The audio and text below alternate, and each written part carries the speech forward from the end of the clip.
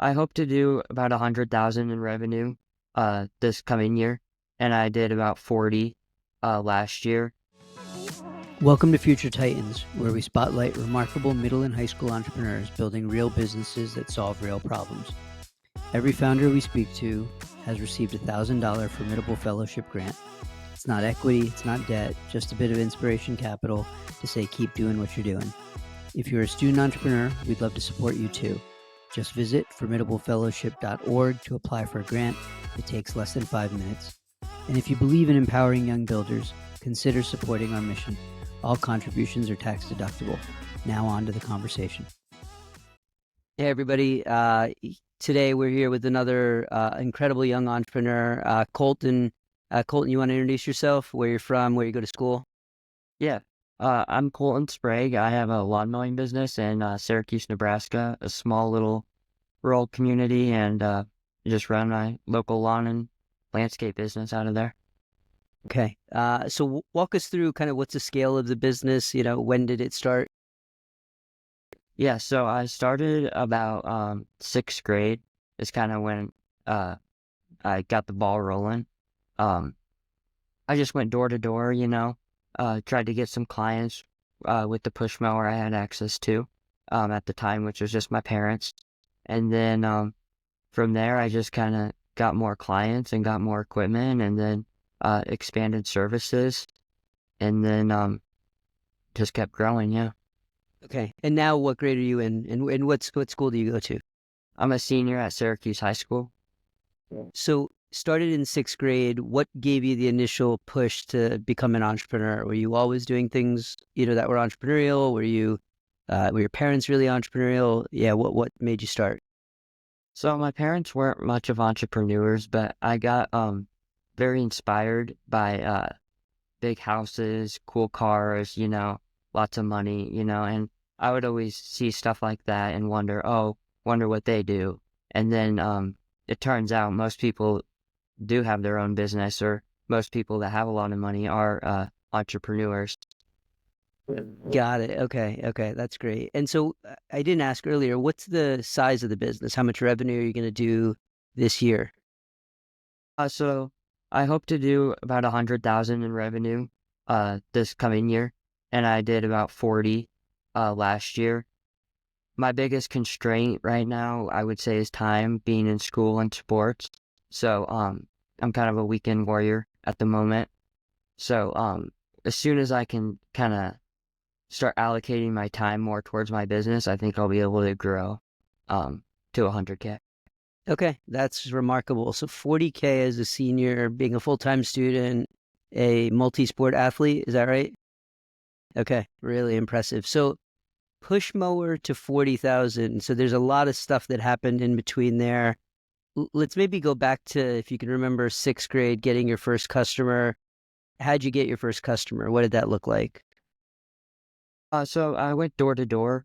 I had my mom, and my mom, I guess, helped me. I just had a little punch out business cards and door hangers that had business cards attached to them. And I went door to door in my community, and it was really nerve-wracking at the time. And she pushed me to just be comfortable with being uncomfortable. But yeah, I just went door to door and faced a lot of rejection. And then like every now and then somebody would say, "Sure, you can mow our yard." And then from there it kind of went.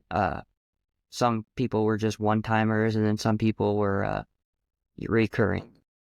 Okay. And so I wonder, do you remember how many doors you knocked on and how many conversions you got? Like how many people actually became customers? I would say 1 in 50. It's not great. You get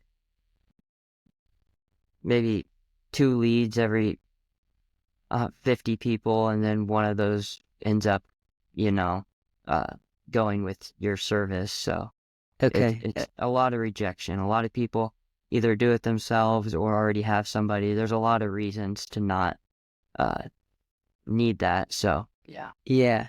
And so I'm curious, like, what made you keep going, right? You've got, 49 people in a row maybe say no, and maybe it wasn't 49 in a row, but a lot of people said no, you know, why keep going? Did you set a limit? Did you say, hey, I'm going to knock on 100 doors today, and if I don't get somebody, I'm going to stop? Like, yeah, just what was your mentality? Yeah, so my mom always told me kind of growing up, if it wasn't hard, everybody would be doing it. So kind of I took that mentality and kind of was like, well, it's not supposed to be easy, so I just got to keep going, you know. If it was easy, everybody would do it. So um just kind of took it one by one, and then I knew once I got kind of started that I'd be able to maybe get more like referrals and word of mouth. So I just was trying to get the ball rolling. Got it. Love it. And so early days, 1 out of 50 conversion. Today, if I said, hey, Colton, let's go knock on doors, like, given you've probably got a better pitch, like, what's your conversion look like today? Yeah, so I get leads a lot of different ways through marketing. I have a web or a Facebook page, and then I had put up a lot of flyers at local gas stations and truck stops, you know, with the tabs you can peel off with your number and stuff. So I get a lot of uh, leads that way. And then most people that interact through that, I'm not sure exactly how many people see all that, but most people are pretty invested by the time they do come to me. And then I can kind of close from there. Okay, so you're getting a lot more inbound now. Like, you're not going as door to door. Is that right? Right. Yeah. It's kind of natural leads. I'm getting a lot more referrals, like somebody already knows maybe I do good work or somebody's already looked at my website. Um, so yeah, I just have kind of people coming to me rather than I put out sponsored ads. I boost Facebook posts. If there's a snowstorm coming, I know people might need snow removal, so I'll boost a post, and it'll get I don't know how many interactions it gets, but then people can just reach out to me. Okay, got it. And so it sounds like the products or the services you offer, it's lawn mowing, landscaping, and snow removal. Are those like the big three, or are there any other things that Yeah, I you've also added? do like fertilization. Fertilization. Okay. Okay. Got it. So you're kind of like a year-round business now at this point. Yeah. Got it. You started off as lawn mowing. And so what did you're talking about going from 40 to 100. What's the revenue growth look like? Was when was there a year where it sort of like, kind of the hockey sticked up where like the curve kind of really went up, and when was that? And yeah, like what happened? So there was a couple turning points in my business, I would say. A big one going from a push mower to a zero turn, which is like a ride-on mower Okay. that turns on a dime. Yep. Uh, so that was the first big upgrade that allowed me to do. I live in a rural community, so acreages, uh, up to like acres at a time. So people like that I wouldn't have been able to push mow. It expanded my clientele at the Yep. time. So that was a big jump. Getting that first ride-on mower, I was able to really grow. And then another growth spurt I had was getting a commercial client, going from all residential, so uh, houses to doing businesses. I got a big contract, so that really helps. Got it. And so how did you pay for that ride-on mower? Was that just you took the proceeds of the push mower business and reinvested it in that? Yeah, so I reinvested, and then my mom gave me like a small $2,000 loan, and I was supposed to repay it in 2 years. Was my I mo I my The deal was I mow our own house for free, and then I repay it in 2 years, and I ended up paying it off in like a couple months, and Nice. then it was really a big turning point as well to get the ride-on mower because I was able to drive to different uh yards around town. Previously, my mom we'd load up the push mower in the back of her car and go to different houses, but now I was able to drive my mower. Okay. Okay. Got it. All right. So you have this push mower, that change, or push mower to ride on that changes things. Mhm. Um, you mentioned earlier ads on Facebook or boosting things on Facebook. How did you learn the online marketing world? Is that like just in school? Was there somebody else in your entrepreneurial network or YouTube? Where did that all come from? Yeah, so there's a couple good resources out there. I brought different marketing courses from people like Brian's Lawn Maintenance, who's really well known in the lawn care industry, and then Mike Andes, he's also well known, and they have both YouTube videos and courses you can get. So I kind of got the itch to expand into that from there, and then I kind of learned using Canva how to create good looking ads and flyers, and then just kind of experimented. I mean, you set your radius in Facebook and hooked up my credit card and was able to boost a post. And then from there, I got lots of interactions and leads. Cool. And anything that hasn't worked, right? Like something that you were really optimistic about maybe, or that you thought would work and it hasn't generated or didn't generate the results you expected? Um, Snow removal the first couple years was rough. I was really excited to get into it, and then it didn't really snow much. I live in the middle of Nebraska, so it's kind of hit or miss with snow. So it's now I've learned ways to set up contracts and to protect myself from that, uh, to protect myself from no snowstorms, like set in stone payments. But the first year I had only got paid when it snowed. So if it doesn't snow, and you kind of lose your money in your equipment. Got it. Okay. So now you have like multi-year contracts that people sign up for? Not multi-year, but what it is so my residentials, uh, you do per month.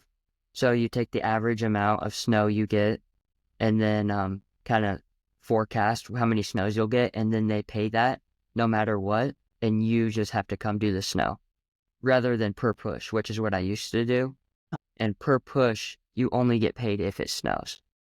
So through like online and courses and stuff like that, I learned other ways to go about that. Um, all right. So you mentioned, I think, two YouTubers, Mike Andes and Brian's Lawn Maintenance. What made like, what did you search for to actually find them? Were you trying to grow your business? Were you trying to figure out marketing? Like, what was the thing that made you even find these resources on YouTube?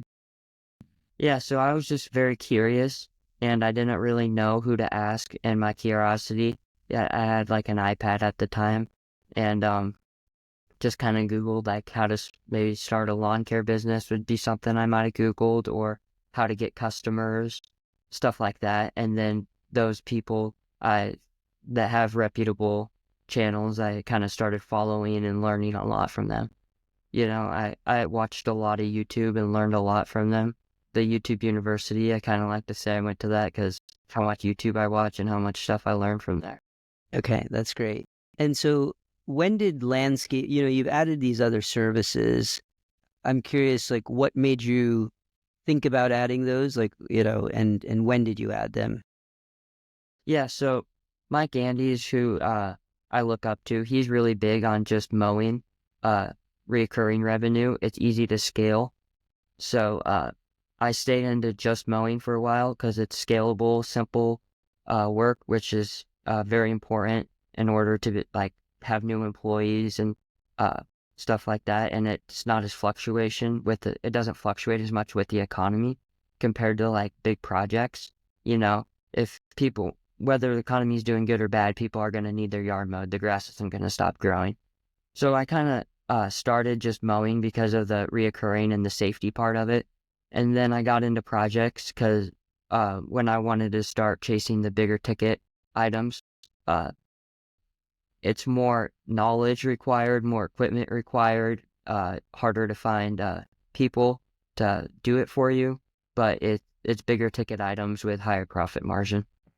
Got it. And so that's landscaping falls into that category of, you know, maybe more involved, but bigger ticket, higher margin. When I say landscaping, I mean projects such as paver patios, swimming pools, uh, retaining walls, outdoor living spaces, stuff like that, rather than services.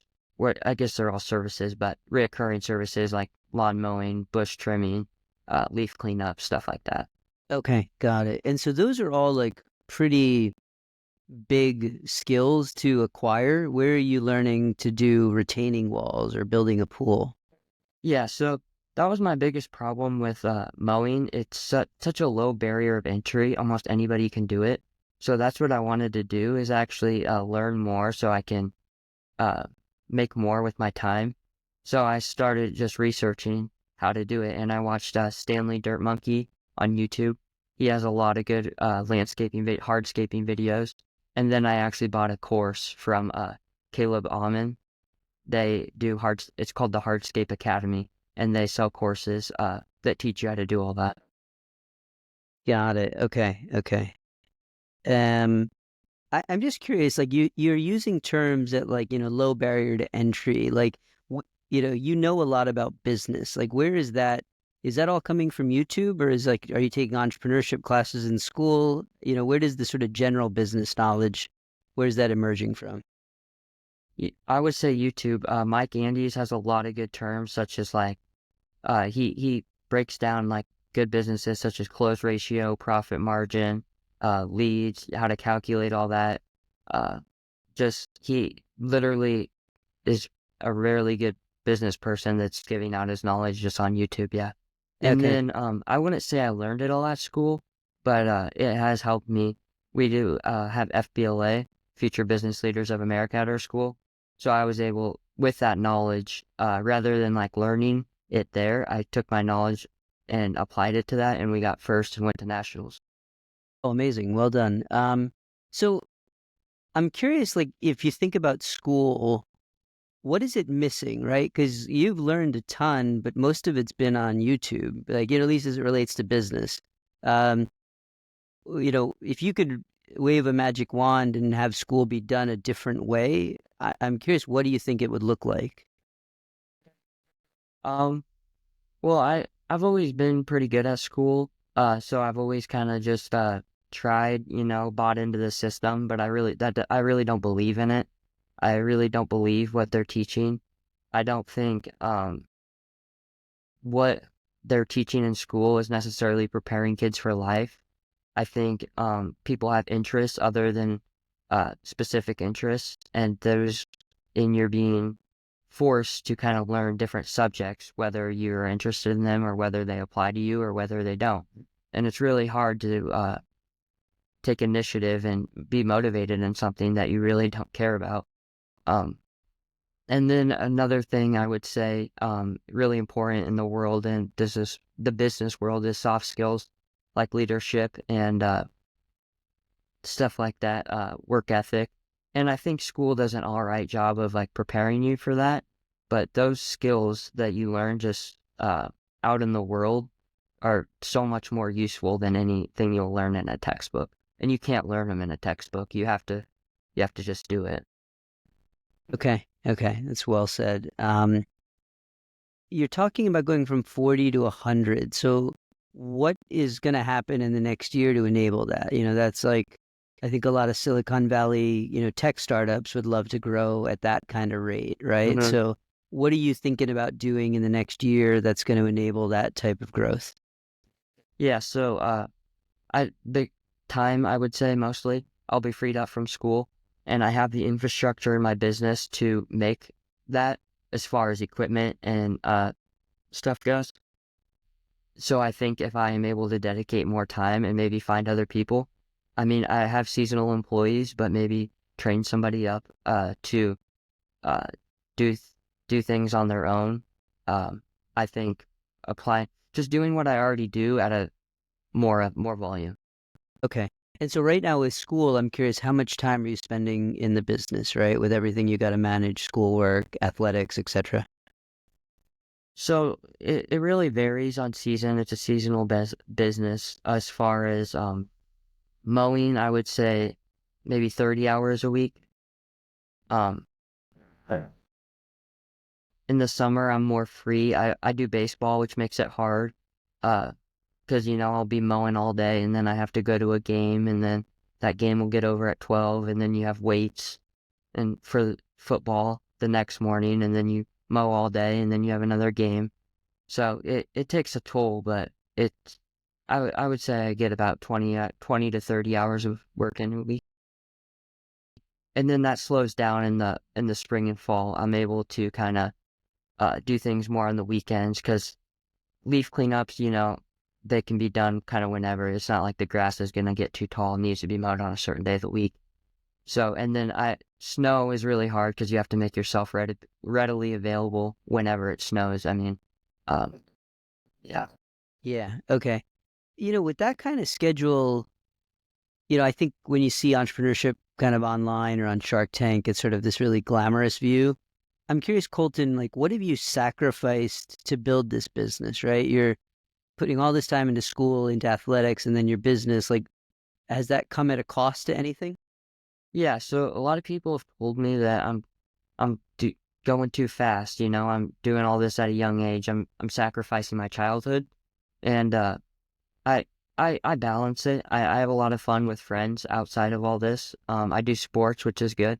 Which really that's the reason I haven't gotten as big as my potential. I don't think is kind of stayed small is because I do value being a kid and enjoying certain things that you can only have access to. So I've maybe missed out on a couple experiences, golfing with my friends because I have to work, but nothing too nothing too crazy.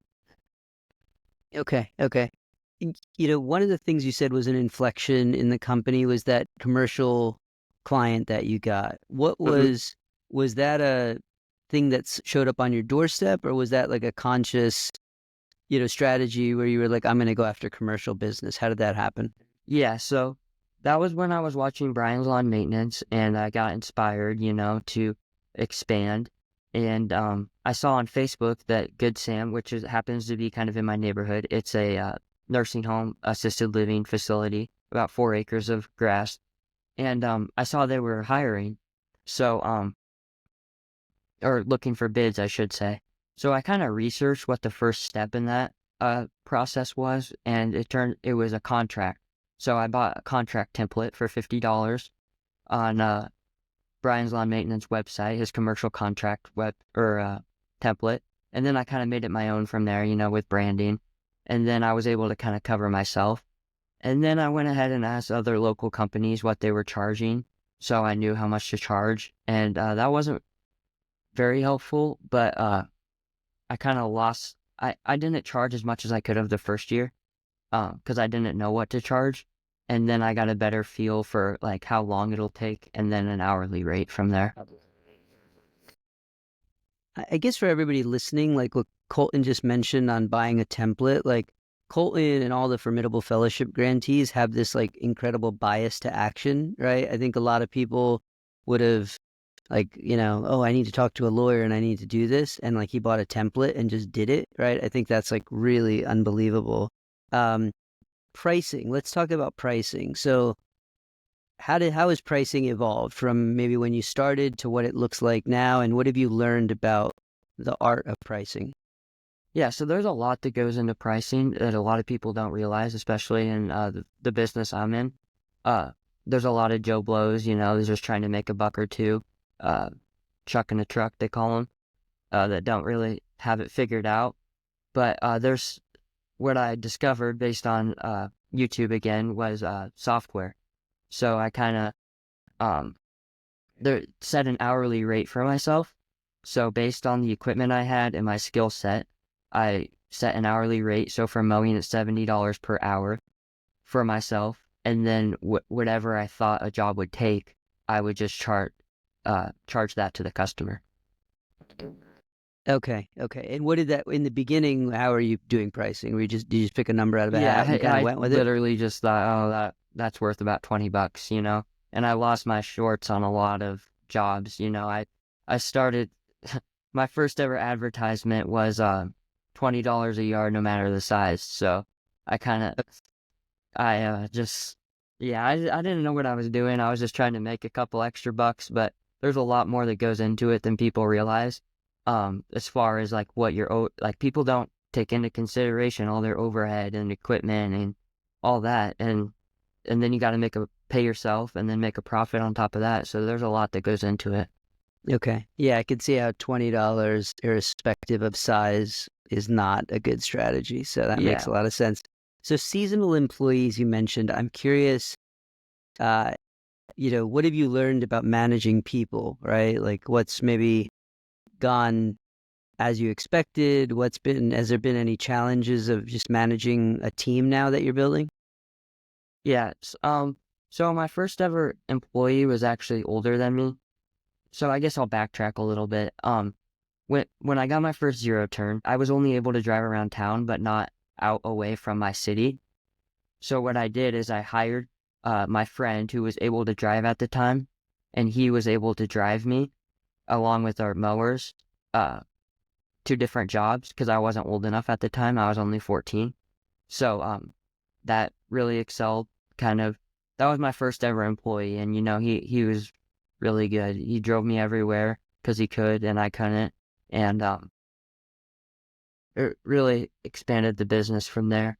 And then after that, I've been kind of just recruiting friends from school, people that I know. Has kind of been my hiring process. People that I kind of trust, I see good fit, and then I ask them, would you be willing to work? And then it it's hard because it's a lot of people don't know how to trimming stuff like that. There's an art to it, and it takes a lot of time to get good at. So you just have to be patient with them.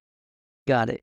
You said good fit. I'm curious, like, what's that look like? Do you have like you see somebody and you're like, oh, I think they could be, a really good teammate. Like, is there characteristics that that person has that you look for?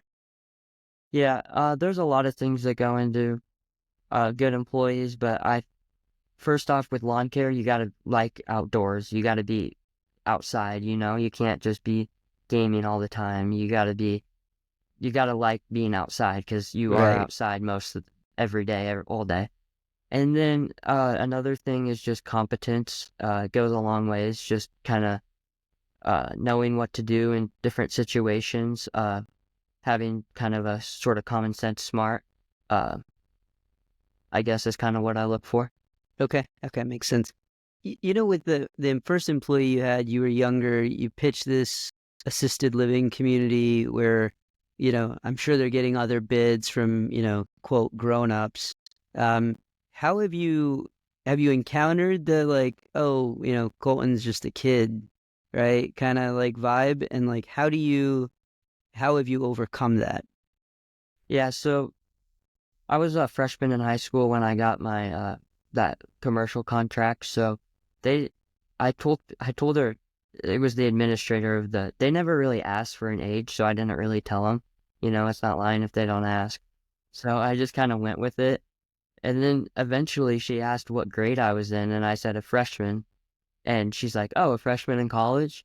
Where do you go to college or whatever?" And I was like, "No, I'm still in high school, just a freshman in high school." If people don't really look down on you, I don't think, unless you give them a reason to. So, like, if you just be professional, uh, come at it like anybody else would, I don't think people have a reason to discriminate because you're young or something. If anything, I think it's an advantage because people are more, like, compelled to give you a chance. Okay. Yeah. Brilliant insight. I think, yeah, being young is a superpower. People want you to succeed. More than maybe the typical. That's great. Um, is there anything that you've treated yourself to? Obviously, you're reinvesting a bunch in the business, but is there anything that you've bought for yourself that gives you a lot of joy? Yeah, so I find joy in buying equipment. I do like reinvesting. I think it's important, and it's not just like another mower. Like I think it's cool. So, and then I also treated myself to a new truck this past year, which is something I'm really proud of because it kind of makes my hard work pay off. I've always kind of growing up, like looked at cool trucks and was like, oh, I really want that, or that'd be really cool to have, or stuff like that. And then it just kind of made sense. Not that I really needed it for the business, but it does double in that aspect. I was able to kind of treat myself to the joy of having a new truck and then also use it in my business. Okay. Yeah, that's awesome. Um, how's your relationship in general with money? Like now that you're earning it yourself, do you feel have you just become more cautious with spending because you know how hard it is to earn it? Like I'm curious, like how your perceptions of money might have changed. Um, I would say the opposite.